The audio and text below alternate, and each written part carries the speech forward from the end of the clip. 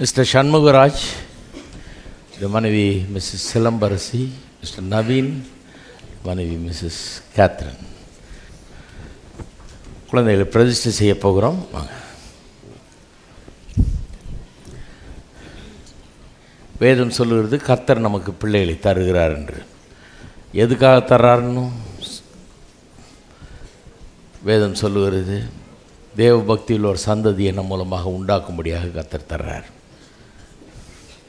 பிரதிஷ்டை என்னுடைய அர்த்தம் என்ன?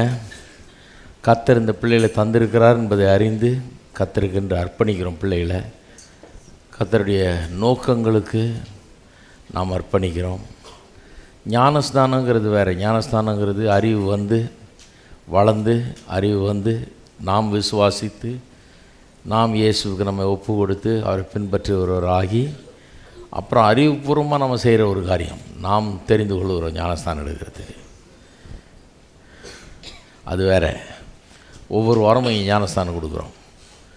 ஞானஸ்தானம் எடுக்க விரும்புகிறவர்கள் எந்த ஞாயிற்றுக்கிழமை வேணாலும் எடுக்கலாம். ரெண்டாவது ஆராதனைக்கு அடுத்தது, ரெண்டாவது ஆராதனையினுடைய முடிவில் ஞானஸ்தானம் கொடுக்கப்படும். இந்த ரெண்டாவது ஆராதனை 10 மணிக்கு முடியும் போது இந்த கதவுக்கு வெளியே தொட்டி இருக்குது, பாஸ்டர் இருப்பாங்க, அங்கே ஞானஸ்தானம் கொடுக்கப்படும். இப்போ ஞானஸ்தானம் வேறு, பிரதிஷ்டைங்கிறது வேறு. பிரதிஷ்டைங்கிறது இந்த பிள்ளைக்கு ஒன்றுமே தெரியாது, இருந்தாலும் நம்ம செய்கிறோம்.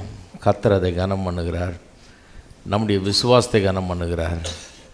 நாம் கர்த்தரை அங்கீகரிக்கிறோம், கர்த்தருடைய நோக்கங்களை அங்கீகரிக்கிறோம், அதற்கென்று அர்ப்பணிக்கிறோம். அதுதான் பிரதிஷ்டை பண்ணுவோம்.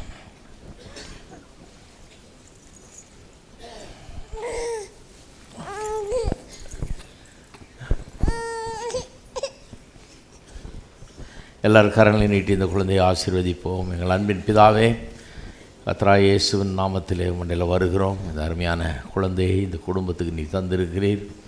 இந்த உலகத்திலே பிறக்க பண்ணியிருக்கிறீர். ஒரு பெரிய நோக்கத்தை நீர் வைத்திருக்கிறீர் என்பதை நாங்கள் அறிவோம். அந்த நோக்கத்துக்கு இந்த குழந்தையை அர்ப்பணிக்கிறோம் கர்த்தாவே. அதற்காகவே இந்த குழந்தையை காத்து வழிநடத்தி ஆசீர்வதிப்பீராக. உம்மை அறிந்து கொண்டு உம்முடைய வழிகளில் நடந்து உம்முடைய நோக்கங்களை நிறைவேற்ற இந்த குழந்தையை நீர் ஆசீர்வதித்து பலப்படுத்தி காத்து வழிநடத்தி பயன்படுத்துவீராக. உம்முடைய கரம் இந்த குழந்தையின் மீது இருக்கட்டும். ஆசீர்வதிக்கப்பட்ட மகனாக விளங்கட்டும். எல்லா நன்மைகளாலும் நிறைத்தரலும். கர்த்தாவே, உம்முடைய நோக்கங்களை அவனுடைய வாழ்க்கையில் நிறைவேற்றியறலும். இந்த குழந்தைக்கு உமக்கென்று பிரதிஷ்டை செய்கிறோம். இந்த குழந்தைக்கு ஜெபஸ்டின் கெத்சமன் என்று பிதா, குமாரன், பரிசுத்தாவின் நாமத்தினால் பெயரிடுகிறோம். ஆண்டவராய் இயேசுவின் நாமத்தில் ஆசீர்வதிக்கிறோம். ஆமென். அன்பின் பிதாவே, இந்த பெற்றோர் நம்முடைய வல்லமுள்ள நாமத்தில் ஆசீர்வதிக்கிறோம்.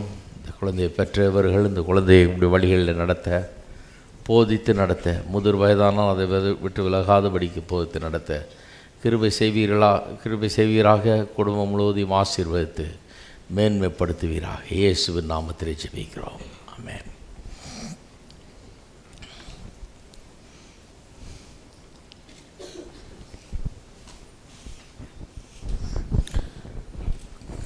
எல்லாரும் கரங்களை நீட்டி இந்த குழந்தையை ஆசீர்வதிப்போம்.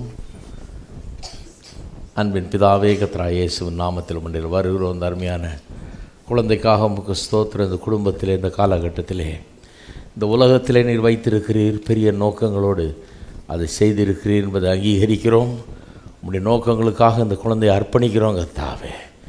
உம்முடைய வழிகளிலே நடத்தும், வளர்ந்து கர்த்தாவே உம்மை அறிந்து கொண்டு, உம்மை தெரிந்து கொண்டு, உம்முடைய நோக்கங்களை புரிந்து கொண்டு உமக்காக வாழ, தன்னை உமக்கென்று அர்ப்பணிக்க, உம்முடைய நோக்கங்களை நிறைவேற்ற இந்த குழந்தைக்கு உதவி செய்வீராக. குறைவில்லாமல் காத்துக்கொள்ளும்.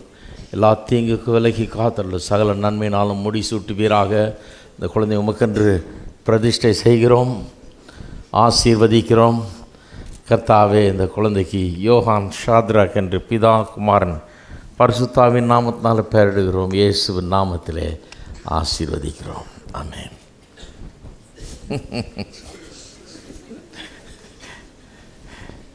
பெற்றோருக்காக ஜெபம் பண்ணுவோம். ஸ்தோத்திரம். அன்பின் பிதாவே, கர்த்தராகிய இயேசுவின் நாமத்தில் மண்டையில் வருகிறோம். இந்த பெற்றோரை ஆசீர்வதிப்பீராக. இந்த குழந்தையை பெற்றவர்கள் இந்த குழந்தையுடைய வழிகளில் நடத்த, வழிகாட்ட, உடைய நோக்கங்களை நிறைவேற்ற உதவ தேவரீர் கிருபை செய்வீராக. சத்தியத்தில் நடந்து இந்த குழந்தைக்கு வழிகாட்டிகளாக இவர்கள் இருக்க கிருபை செய்தல். தங்களுடைய வார்த்தையினால் மட்டுமல்ல, வாழ்க்கையினாலேயே செல்ல வேண்டிய பாதை இந்த குழந்தை காட்டட்டும். முதிர் வயதானால் அதை விட்டு விலகாதபடி அந்த குழந்தை வாழத்தக்கதாக வளர்க்கட்டும். கர்த்தாவே, உடைய நாமம் மகிமைப்படட்டும். இந்த குடும்பம் ஆசீர்வதிக்கப்பட்ட அநேருக்கு ஆசீர்வாதமாக விளங்கட்டும். இயேசுவின் நாமத்திலே ஜெபிக்கிறோம். ஆமென்.